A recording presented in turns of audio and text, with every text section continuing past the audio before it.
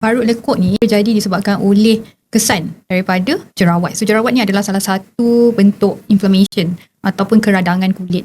Di mana bila berlakunya radang tersebut, kulit kita akan kehilangan kolagen. So bila kolagen dekat bawah struktur kulit kita hilang, so dia menyebabkan lohong kat bawah tu, so kulit akan mendap ke bawah, so dia jadilah lekukan yang dipanggil atrophic scar ataupun parut lekuk ni. Kalau anda nak tahu, so skincare tidak boleh bantu untuk parut jerawat jenis lekuk ini. Sekiranya anda ada parut lekuk disebabkan oleh jerawat, anda perlukan rawatan yang lebih dalam ataupun kita panggil invasive treatment untuk merawat parut lekuk ni. Sebab parut lekuk ni bukan masalah skin barrier, tapi dia more kepada masalah struktur kulit. Dia punya kolagen dekat dalam kulit tu dah hilang ataupun dah rosak. Laser adalah salah satu gold standard untuk merawat parut lekuk ni sebab dia boleh masuk ke lapisan dalam kulit. So bila dia masuk ke lapisan dalam kulit, dia akan merangsang pembentukan kolagen yang hilang disebabkan oleh jerawat. So kan tadi ada terangkan parut lekuk ni jadi sebabkan ada lubang kat dalam ni, kolagen tu dah tak ada. So that's why bila kita buat laser, so laser tu akan masuk ke dalam, dia akan hasilkan kolagen dan dia tolak lubang tersebut ke atas. So dia akan bantu dari segi meratakan permukaan parut lekuk tersebut. Cuma kombinasi rawatan adalah yang terbaik untuk bagi hasil yang optimum. Jenis parut lekuk pada setiap orang berbeza. So ada orang yang dia memiliki ketiga-tiga jenis parut lekuk. Ada yang